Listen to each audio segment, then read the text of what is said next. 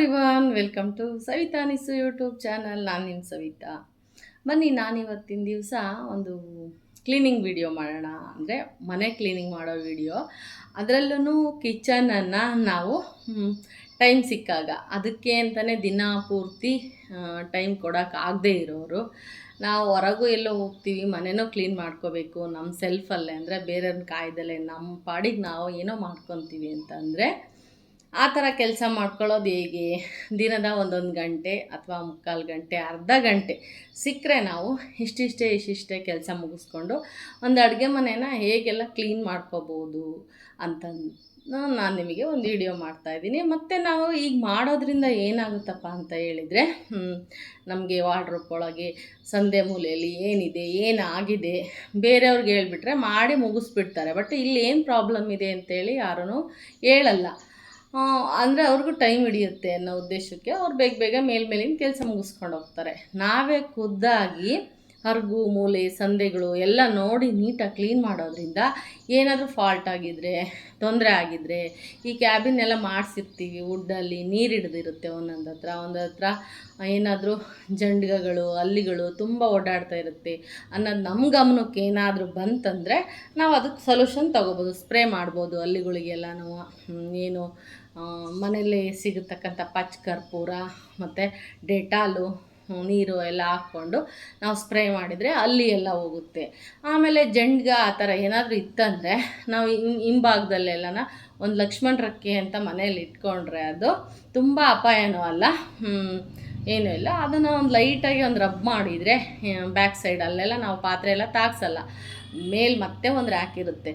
ಹಂಗಾಗಿ ಆ ಥರ ಎಲ್ಲ ಮಾಡ್ಕೊಳ್ಳೋದಕ್ಕೆ ಒಳ್ಳೆ ಯೂಸ್ ಆಗುತ್ತೆ ಅಂತ ಹೇಳ್ಬಿಟ್ಟು ನಾನು ಅಡುಗೆ ಮನೆಯನ್ನೆಲ್ಲ ಯಾವ ಥರ ಕ್ಲೀನ್ ಮಾಡ್ಕೊತೀನಿ, ದಿನದ 1 ಗಂಟೆ ಟೈಮ್ ತಗೊಂಡು ನಾನು ಎಷ್ಟು ದಿವ್ಸಕ್ಕೆ ಮುಗಿಸ್ತೀನಿ, ಹೇಗೆಲ್ಲ ಮಾಡ್ತೀನಿ, ಮತ್ತು ನಾನು ಹಳೆ ವಸ್ತುಗಳಿಗೆ ಎಷ್ಟು ಪ್ರಿಫರೆನ್ಸ್ ಕೂಡ ಕೊಡ್ತೀನಿ ಅಂತೇಳಿ ಚೊಕ್ಕದಾಗಿ ತೋರಿಸೋದಕ್ಕೆ ಪ್ರಯತ್ನ ಪಟ್ಟಿದ್ದೀನಿ. ಬನ್ನಿ ವಿಡಿಯೋನ ನೋಡ್ಕೊಂಡು ಬರೋಣ, ನಾನು ಕಿಚನನ್ನು ಹೇಗೆ ಕ್ಲೀನ್ ಮಾಡಿಕೊಂಡೆ ಅಂತ ಹೇಳ್ಬಿಟ್ಟು. ಇನ್ನೇನು ವರಮಹಾಲಕ್ಷ್ಮಿ ಹಬ್ಬ ಬಂತಲ್ಲ, ಹಂಗಾಗಿ ನಾನು ಫಸ್ಟು ಎಲ್ಲ ಮನೆ ಕ್ಲೀನ್ ಮಾಡ್ಕೊಳ್ಳೋದ್ರ ಮೂಲಕ ವರಮಹಾಲಕ್ಷ್ಮಿ ಬಗ್ಗೆ ತಿಳಿಸೋದಾಗಲಿ ಅದ್ರ ಬಗ್ಗೆ ಮಾತಾಡೋದಾಗಲಿ ಮಾಡೋಣ ಅಂತ ಫಸ್ಟು ನಾನಿವತ್ತು ಮನೆ ಕ್ಲೀನಿಂಗ್ ಮಾಡ್ಕೋಬೇಕು. ಹಂಗಾಗಿ ಒಂದೊಂದನ್ನಾಗಿಯೇ ಮಾಡ್ಕೋತಾ ಇದ್ದೀನಿ. ಬನ್ನಿ ಇವಾಗ ಎಲ್ಲಿಂದ ಶುರು ಮಾಡ್ತಾ ಇದ್ದೀನಿ ನಾನು ಅಂತ ಕೂಡ ನಾನು ನಿಮ್ಮ ಹತ್ರ ಹಂಚ್ಕೋತಾ ಇದ್ದೀನಿ. ಹಾಗೆ ವಿಡಿಯೋನೂ ಕೂಡ ಅಪ್ಲೋಡ್ ಮಾಡ್ತಾ ಇದ್ದೀನಿ. ಎಲ್ಲನೂ ಕೂಡ ತೊಳೆದಿದೆಯೇನೋ ಅನ್ನೋ ಥರನೇ ಇರುತ್ತೆ, ಹಾಗೆ ಜೋಡಿಸ್ಕೊಂಡಿರ್ತೀವಿ. ಆದರೂ ಕೂಡ ನಾವು ಹೆಣ್ಮಕ್ಳಿಗೆ ಹಬ್ಬ, ಅದರಲ್ಲೂ ಶ್ರಾವಣ ಮಾಸ, ಮನೆ ಕ್ಲೀನ್ ಮಾಡ್ಕೋಬೇಕು, ಇದೊಂದು ಕಾನ್ಸೆಪ್ಟು ತಲೆಯಲ್ಲಿ ಮಾಡದೇ ಇದ್ದರೆ ಹೋಗೋದೇ ಇಲ್ಲ. ಹಾಗಾಗಿ ನನ್ನ ತಲೆಯಲ್ಲೂ ಕೂಡ ಶ್ರಾವಣಕ್ಕೆ ಮನೆ ಕ್ಲೀನ್ ಮಾಡಬೇಕು ಅಂತ ನಾನಿವತ್ತು ಟೈಮ್ ಆದಂಗೆ ದಿನಕ್ಕೆ ಒಂದೊಂದು ಗಂಟೆಗಳ ಕಾಲ ನಾನು ಕ್ಲೀನಿಂಗ್ ಕಾರ್ಯಕ್ರಮ ಮಾಡ್ಕೋತೀನಿ. ಒಂದೇ ಸರಿ ಮಾಡಿಕೊಂಡ್ರೆ ನಮಗೆ ಬೇರೆ ಕೆಲಸನೂ ಆಗೋಲ್ಲ ಮತ್ತು ಮನೆ ಕೆಲಸನೂ ಆಗೋಲ್ಲ ಅನ್ನೋ ಥರ ಆಗುತ್ತೆ. ಹಂಗಾಗ್ಬಿಟ್ಟು ನಾನು ಎಲ್ಲ ಒಂದೊಂದು ಸ್ವಲ್ಪನೇ ಒಂದು 2 ರ್ಯಾಕ್ಗಳನ್ನ ಈ ಥರ ಇವನ್ನೆಲ್ಲ ಹೊರಗೆ ತೆಗೆದುಬಿಟ್ಟು ಕ್ಲೀನ್ ಮಾಡಿ ಮತ್ತೆ ಜೋಡಿಸ್ಬೇಕು. ಇದೇ ಸರ್ಕಸ್.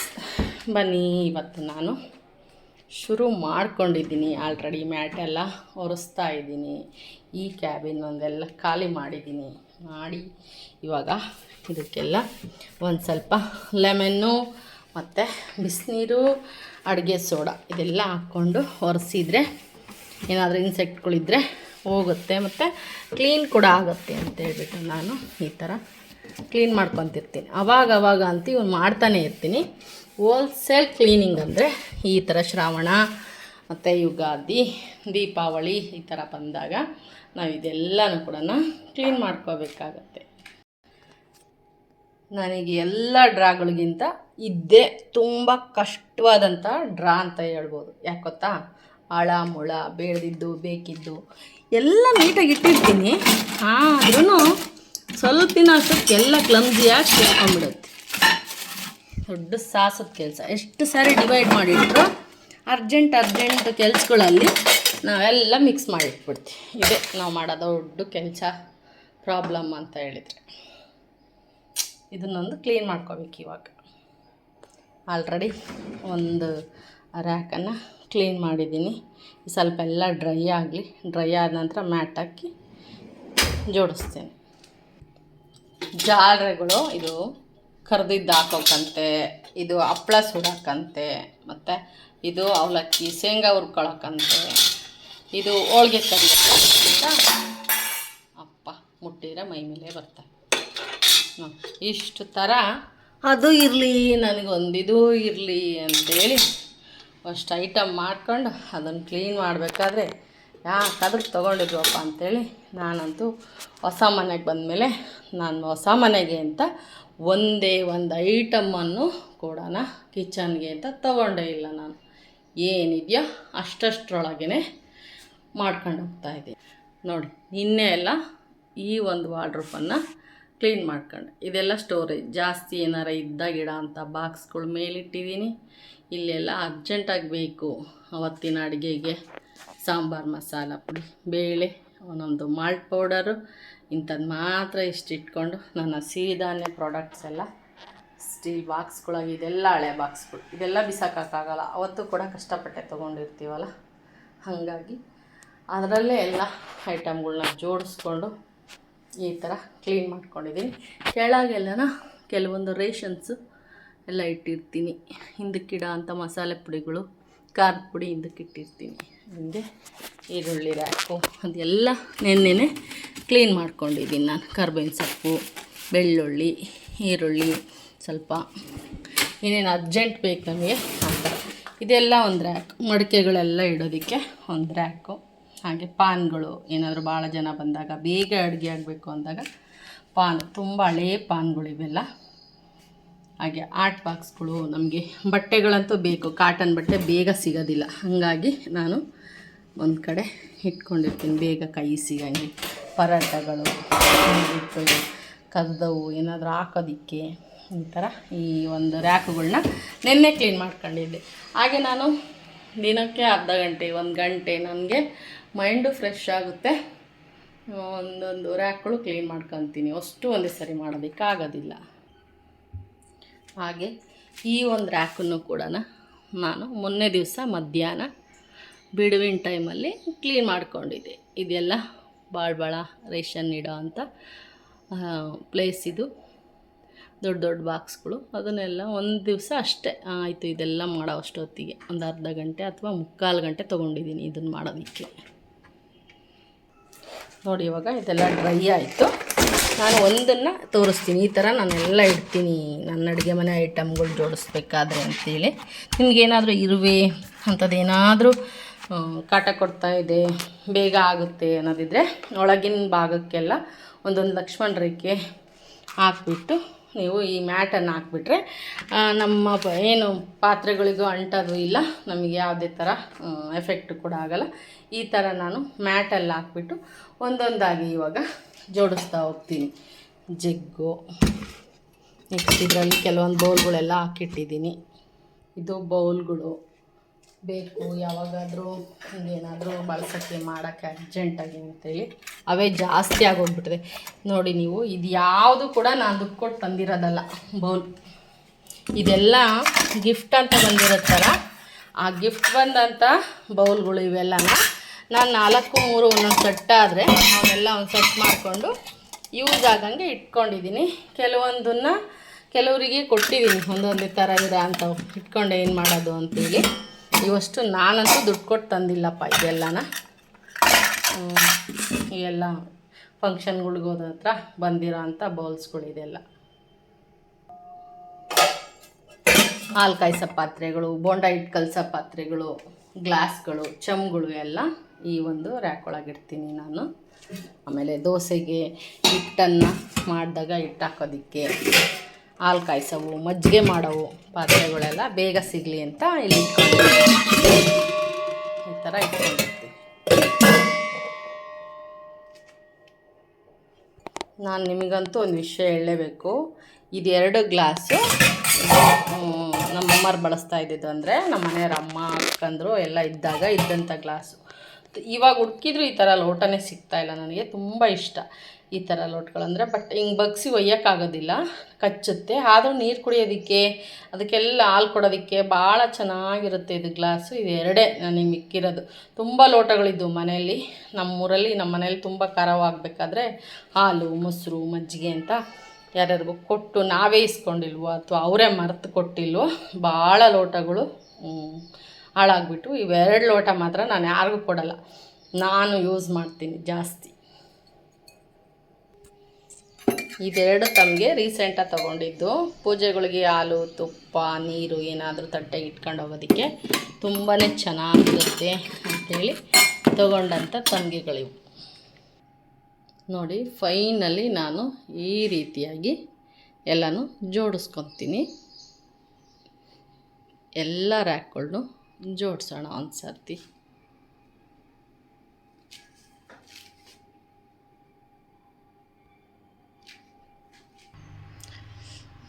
ನೋಡ್ತಾ ಇದ್ದೀರಾ ನಮ್ಮ ಮನೇಲಿ ಎಷ್ಟು ಲತೋಡಿಗಳಿದ್ದಾವೆ. ಇಷ್ಟೇ ಲತೋಡಿ ಮೇಲ್ಗಡೆನೂ ಕೂಡ ಇಟ್ಟಿದ್ದೀನಿ. ಈ ಹಪ್ಪಳ ಮಾಡ್ತೀನಿ, ಏನಾದರೂ ಮಾಡ್ತೀನಿ ಅಂತ ಹೇಳಿದರೆ ಪದೇ ಪದೇ ಮೇಲೆ ತಗೊಳಕ್ಕಾಗಲ್ಲ ಅಂತ ಇಷ್ಟು ಎತ್ತಿಟ್ಕೊಂಡಿದ್ದೀನಿ. ನನಗೆ ಇದರಲ್ಲಿ ಫೇವ್ರೆಟ್ ಅಂತಂದರೆ ಇದು ನನ್ನ ಮದುವೆಯಲ್ಲಿ ನಮ್ಮ ಅಪ್ಪವ್ರು ಕೊಟ್ಟಿದ್ದು ಇದು, ಮತ್ತು ಈ ಮಜ್ಜಿಗೆ ಕಡಿಯೋದು ಅಂತ ಹೇಳ್ತೀವಿ ಅದು, ಮತ್ತು ಇದು ಮೊನ್ನೆ ಗೃಹ ಪ್ರವೇಶದಲ್ಲಿ ಕೊಟ್ಟಿರೋದು. ಇದು ಸಹಜ ಸಾಮಾನು ಅಂತ ಕೊಡ್ತಾರೆ ಹೊಸ ಮನೆ ಕಟ್ಟಿದಾಗ ಹೆಣ್ಮಕ್ಳಿಗೆ ಅವ್ರ ಮನೆಯಿಂದ. ಇದು ಮಜ್ಜಿಗೆ ಕಡಿಯೋದೊಂದು, ಮತ್ತು ಇದು ರೊಟ್ಟಿ ಉಜ್ಜೋದೊಂದು, ಒಂದು ಕನ್ನಡಿ, ಆ ಥರ ಎಲ್ಲ ಒಂದು ಬುಟ್ಟಿ ಒಳಗೆ ಬೇಕಂದರೆ ಗಂಗ್ಲ ತಮ್ಗೆ ಅಂತ ಹೇಳ್ತೀವಿ ನಾವು, ಸ್ಟೀಲ್ ಸಾಮಾನು. ಇಲ್ಲ ನಮ್ಗೆ ಅದೇನು ಬೇಡ ಅಂತೇಳಿದ್ರೆ ಒಂದು ಏನು ಬೆಳಕು ಮಾಡ್ಕೊಂಡು ಬರಲಿ, ಒಳ್ಳೆಯದಾಗಲಿ ಹೆಣ್ಮಕ್ಳಿಗೆ ಅಂಥೇಳಿ ತವ್ರ ಮನೆಯಿಂದ ಕೊಡ್ತಾರೆ. ಆ ಥರ ಪ್ರೊಸೀಜರಲ್ಲಿ ಕೊಟ್ಟಿದ್ದಿದ್ದು ಇದೆಲ್ಲ. ಇದು ನಮ್ಮ ಅತ್ತೆಮ್ಮ ಅಂದರೆ ನಮ್ಮಮ್ಮ ಬಳಸ್ತಾ ಇದ್ದಂಥ ಲತೋಡಿ. ಇದು ತುಂಬ ಫೇವ್ರೆಟ್ ನನಗೆ. ಆದರೆ ಮೊನ್ನೆ ಬೆಲ್ಲ ಕುಟ್ಟುವಾಗ ಆರ್ಗ್ಯಾನಿಕ್ ಬೆಲ್ಲ ಅಂತ ಕೊಟ್ಟು ಅದು ಕುಟ್ಟಿದ್ರೂ ಪುಡಿ ಆಗಂಗಿಲ್ಲ. ಅದನ್ನು ಕುಟ್ಟಿ ಈ ಥರ ಹಾಳಾಗೋಗ್ಬಿಟ್ಟಿದೆ ನೋಡಿ ಲತೋಡಿ. ಯಾರೂ ಲತೋಡಿಯೊಳಗೆ ಏನು ಕುಟ್ಟಬೇಡ್ರಿ, ರೊಟ್ಟಿ ಶೇಪ್ ಇದಾಗೋಗ್ಬಿಡುತ್ತೆ ಉಜ್ಜಕ್ಕೆ. ಆವಾಗಿಂದನೂ ಉಜ್ಜಕ್ಕಿದು ಸಮಸ್ಯೆ ಮಾಡ್ತಾಯಿದೆ. ಆವಾಗ ನಾನು ಈ ಒಂದು ಲತೋಡಿನ ಹುಡುಕೊಂಡೆ. ಇದು ನನಗೆ ಚೆನ್ನಾಗಿ ಉಜ್ಜಕ್ಕೆ ಬರುತ್ತೆ. ಇದು ಈಗ ರೀಸೆಂಟಾಗೆ ನಮ್ಮ ಮನೇಲಿ ಹಳೇದು ಕಡ್ಗೋಲಿನ ಕೋಲುಗಳಿದ್ದು. ನಮ್ಮ ಮನೆ ಮುಂದ್ಗಡೆ ಆಚಾರ ಮನೆ ಅಣ್ಣಾರಿದ್ದಾರೆ, ಅವ್ರ ಹತ್ರ ಒಂದು ಮುದ್ದೆ ಕೋಲು, ಒಂದು ಕಡ್ಗೋಲು, ಮತ್ತು ಹಾಗೆ ನನಗೆ ಒನಕೆ ಬೇಕಿತ್ತು. ನಮ್ಮ ಮನೇಲಿ 2-3 ಒನಕೆ ಇದ್ದರೆ ಒಂದು ಒನಕೆ ಮಾಡಿದರು, ಇರಲಿಲ್ಲ. ನಾವು ಖಾಲಿ ಮನೆ ಬಿಟ್ಟು ಬಂದಾಗ ಯಾರು ತಗೊಂಡೋದ್ರು ಯಾರು ಇಸ್ಕೊಂಡು ಹೋದ್ರು ಅನ್ನೋದೇ ಇಲ್ಲ ಜ್ಞಾಪಕ ನಮಗೆ. ಹಂಗಾಗಿ ಒಂದೇ ಒಂದು ಒನಕೆ ಆಗಿತ್ತು. ಹಂಗಾಗಿ ಒಂದು ಮುಟ್ಟುಗಳಿದ್ದು ಊರಲ್ಲಿ ಹಟ್ಟದ ಮೇಲೆ, ಅದನ್ನೆಲ್ಲ ಹುಡ್ಕೊಂಡು ಬಂದು ಚೆನ್ನಾಗಿರೋದ್ರಲ್ಲಿ ಒಂದು ಒಳ್ಳೆ ಒನಕೆ ಮಾಡಿಸ್ದೆ. ಹಾಗೆಯೇ ಈ ಮಜ್ಜಿಗೆ ಕಡಿಯೋ ಅಂತ ಗೂಟ ಅಂತ ಹೇಳ್ತೀವಿ, ಅದನ್ನು ಕಡ್ಗೋಲು ಗೂಟ, ಅದರಲ್ಲಿ ಎಲ್ಲ ತೆಗೆದು ಪಾಲಿಷ್ ಮಾಡಿ ಒಂದು ದೊಡ್ಡದಾಗಿರೋದು ಒಂದು ರೊಟ್ಟಿ ಉಜ್ಜೋದು ಒಂದು ಮಾಡಿಕೊಟ್ಟಿದ್ದಾರೆ. ಹಾಗೆ ಇದನ್ನು ಮುದ್ದೆ ಕೋಲ್ ಥರನೂ ಬಳಸ್ಬೋದು, ಅಥವಾ ಸಿಂಗಲ್ ಹ್ಯಾಂಡಾಗಿ ಉಜ್ಜುತ್ತಾ ಇರ್ತೀವಲ್ಲ ರೊಟ್ಟಿನೂ ಕೂಡ ಉಜ್ಜೋಕ್ಕೆ, ಚಪಾತಿ ಉಜ್ಜೋಕ್ಕೂ ಕೂಡ ಬಳಸ್ಬೋದು. ಇದನ್ನು ಮಾಡ್ಕೊಂಡು ಕೊಟ್ಟರು. ಇದು ನಂದು ಮುದ್ದೆ ಕೋಲು. 1-5 ಜನ ಇದ್ದಾಗ ಮಾಡೋ ಅಂಥ ಮುದ್ದೆ ಕೋಲಿದು. ಇದು ನಮ್ಮದು ಹಳೇದಿದು ಮಜ್ಜಿಗೆ ಕಡಿಯೋದಿದು. ಇದು ಕೂಡ ಕೈಯಲ್ಲೇ. ಇದು ಮಸಗುಂಡು, ಇವಾಗ ಏನು ತೊಗೊಂಡಿದ್ದೀವಲ್ಲ ಸ್ಟೀಲ್ದೆಲ್ಲ ಬಂದಿದೆ ಇವಾಗ. ಇದು ಮೊದಲಿಂದಿದು ಮಸಗುಂಡು ಅಂತಾರೆ ಇದನ್ನು. ಇದು ಆ ಥರ ಒಂದು ಮಸಗುಂಡು. ಇವಾಗೆಲ್ಲ ಈ ಥರ ತೊಗೊಂಡಿದ್ದೀವಿ ಮಸಗುಂಡನ್ನು, ಆಲೂಗಡ್ಡೆ ಬೇಳೆ ಸೊಪ್ಪು ಎಲ್ಲ ಮಸಿಯೋದಕ್ಕೆ. ಇದು ಹಳೇ ಕಾಲದ ಹಳೇ ಥರದ ಮಸಗುಂಡು. ಇದು ನೋಡ್ತಾ ಇರ್ಬೋದು, ಹೇಳಿದ್ನಲ್ಲ ನಾನು ಒನಕೆ ಕೂಡ ಮಾಡಿಸ್ದೆ ಅಂತ ಹೇಳಿಬಿಟ್ಟು. ಆ ಥರ ಒನಕೆ ಕೂಡ ಇದು ನಮ್ಮದು ಇದೆಯಲ್ಲ, ಇದು ಸಣ್ಣದು, ಇದು ಹಳೇದು ಒನಕೆ. ಇದನ್ನು ಮತ್ತೊಂದು ಸರಿ ಪಾಲಿಷ್ ಮಾಡಿ ಹಾಳಾಗಿತ್ತೆಲ್ಲ ನೀಟ್ ಮಾಡಿಸಿ ಕಬ್ಬಿಣದ್ದು ರಿಂಗ್ ಹಾಕಿಕೊಟ್ಟಿದ್ದಾರೆ. ಇದು ಏನಿದೆಯಲ್ಲ, ಇದು ಒಂದು ಕಂಬ ಇತ್ತು ಅಟ್ಟದ ಮೇಲೆ, ಅದನ್ನು ತಗೊಂಡು ಬಂದು ಕೊಟ್ಟೆ ಅವಣ್ಣರ ಕಡೆ. ಅವ್ರು ಪಾಲಿಷ್ ಮಾಡಿ ಈ ಥರ ಒನಕೆನ ಮಾಡಿಕೊಟ್ಟಿದ್ದಾರೆ. ಇದನ್ನು ಹೊರಗೆ ತೆಗೆದು ತೋರಿಸಲ್ಲ, ತುಂಬ ಕೆಲಸ ಇದೆ. ಹಂಗಾಗಿ ಅದೆಲ್ಲಿದೆಯೋ ಅಲ್ಲಿಂದಾನೆ ಒಂದು ಫೋಟೋ ವಿಡಿಯೋ ತಗೊಂಡೆ. ಹಾಗೆ ನೋಡಿ, ಇದು ಒಂದು ರೊಟ್ಟಿ ಮಣೆ. ಇದು ಕೂಡ ಗಟ್ಟಿ ಮರದ ಒಂದು ಕ್ವಾಲಿಟಿ ಮರ ಅಂತ ಹೇಳ್ಬೋದು. ಇದು ಅಷ್ಟು ಒಳ್ಳೆ ಮರದಲ್ಲಿ ನಮಗೆ ಗೊತ್ತಿರೋರು ಆಚಾರು ಹುಡುಗ ಪರಿಚಯ ಇದ್ದ, ಅವ್ನು ಮಾಡಿಕೊಟ್ಟಿದ್ದ.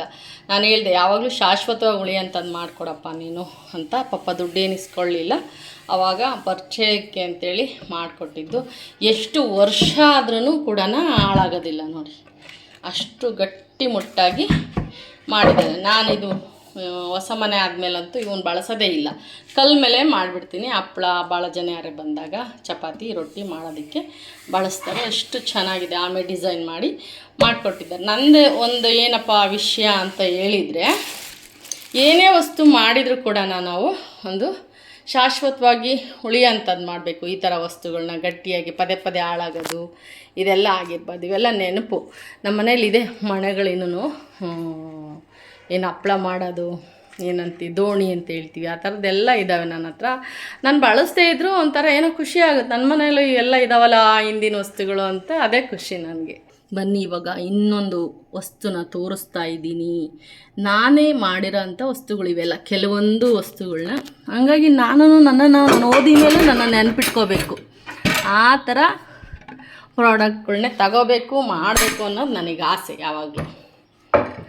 ಇದನ್ನು ಕೂಡ ನಾನೇ ಮಾಡಿಸಿದ್ದು. ಗಟ್ಟಿಮುಟ್ಟಾಗಿರಬೇಕು ಇಂಥ ವಸ್ತುಗಳೆಲ್ಲ.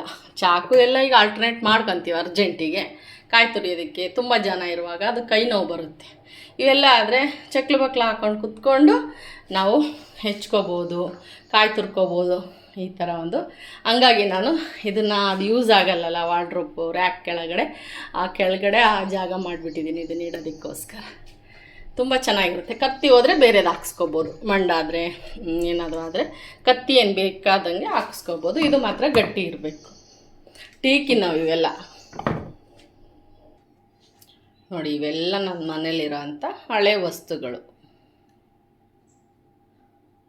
ಅಂದರೆ ನಾನೇ ಮಾಡ್ಕೊಂಡಿರೋ ಕೆಲವು, ಅವು ಹಾಗೆ ಅವು ಮನೆಗಳಲ್ಲಿ ಬಳಸ್ತಾ ಬಂದಿರೋ ಕೆಲವೊಂದು ಐಟಮ್ ಇದ್ದಾವೆ. ಈ ಮಣೆ, ಏಳಿಗೆ ಮಣೆ, ಈ ಥರದ್ದೆಲ್ಲ ಇದು ನಾನೇ ಮಾಡಿಸ್ಕೊಂಡಿರೋ ಅಂಥದ್ದು.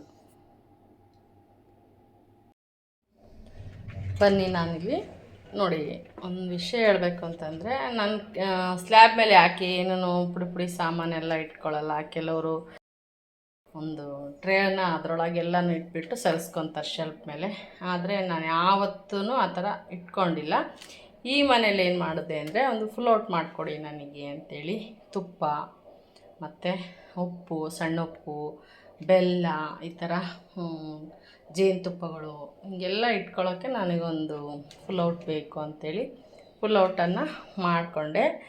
ಏನೋ ಉಪ್ಪನ್ನು ಉಪ್ಪರಿಗೆ ಮೇಲೆ ಇಡಬಾರ್ದು, ಅಂದರೆ ಜಗಲಿ ಮೇಲೆ ಇಡಬಾರ್ದು ಅನ್ನೋದು ಒಂದು ಮೊದಲಿಂದ ಒಂದು ಕಾನ್ಸೆಪ್ಟು ನಮ್ಮ ಅಮ್ಮ ಹೇಳ್ತಿದ್ದು ತಲೆ ಒಳಗೆ ಹಾಗೆ ಇದೆ. ಹಂಗಾಗಿ ನಾನು ಯಾವಾಗಲೂ ಉಪ್ಪನ್ನು ಬಗ್ಗಿ ತಗೋತೀನಿ, ಅಥವಾ ನಾವು ಕೈ ಸಿಗೋಂಥ ಜಾಗಕ್ಕೆ ಇಟ್ಕೋಬೇಕು ಯಾವಾಗಲೂ. ಅದನ್ನು ಮೇಲಕ್ಕೆ ಶೆಲ್ಫಿ ಮೇಲೆಲ್ಲ ಇಡಬಾರ್ದು ಅಂತ ಹೇಳ್ತಾರೆ ದೊಡ್ಡವರು. ಹಂಗಾಗಿ ನಾನು ಅವನ್ನೆಲ್ಲನ ಇಲ್ಲೇ ಇರಿಸಿದ್ದೀನಿ, ನೀವು ನೋಡ್ಬೋದು. ಹಾಗೆ ಬ್ಯಾಕ್ ಸೈಡ್ ನೋಡ್ಬೋದಲ್ಲ ನೀವು. ಇವನ್ನೆಲ್ಲ ಫಸ್ಟ್ ನಾವು ಕ್ಲೀನ್ ಮಾಡ್ಕೋಬೇಕು. ಇಲ್ಲೇ ಅಣ್ಣಯ್ಯ ಅಕ್ಕಯ್ಯಗಳೆಲ್ಲ ಬಂದು ಸೇರ್ಕೊಳ್ಳೋದು. ಅಂದರೆ ಜಿರಳೆಗಳು, ಹಲ್ಲಿಗಳು ಎಲ್ಲ ಅವಾಗವಾಗ ಇದನ್ನು ನಾವು ಕ್ಲೀನ್ ಮಾಡ್ಕೊತ ಇದ್ದರೆ ಅದು ಕಪ್ಪು ಕಾಣಿಸ್ತಾ ಇರೋದು ಅದು ಗಮ್ಮ ಹಾಕಿದಾಗ ವುಡ್ ವರ್ಕ್ ಮಾಡ್ಬೇಕಾದ್ರೆ ಅದು ಏನು ತೆಗೆದ್ರೂ ಬರೋಲ್ಲ. ಹಂಗಾಗಿ ಹಾಗೆ ಬಿಟ್ಬಿಟ್ಟಿದ್ದೀನಿ. ಈ ಥರ ಮೂಲೆಗಳು ಇದನ್ನೆಲ್ಲನೂ ಕ್ಲೀನ್ ಮಾಡ್ಕೊಳ್ಳೋಕ್ಕೋಸ್ಕರ ನಾವು ಅವಾಗವಾಗ ಇದನ್ನು ಮಾಡ್ಕೋಬೇಕು. ಇಲ್ಲಾಂದರೆ ಸ್ಮೆಲ್ ಆಗಿಬಿಡುತ್ತೆ ಒಳಗೆ ಸರಿಸೋದ್ರಿಂದ. ಹಸಿ ಏನಾದರೂ ಹೋಗಿದ್ರೆ ಅಪ್ಪಿ ತಪ್ಪಿ ಈ ಥರ ನಾನೊಂದು ಫುಲ್ ಔಟು ಅದಕ್ಕೋಸ್ಕರನೇ ಮಾಡ್ಕೊಂಡಿದ್ದು. ಉಪ್ಪುಗಳು ಅದೆಲ್ಲ ಇಡೋದಕ್ಕೆ ಮಾಡೋದಕ್ಕೆ ಅಂತಲೇ.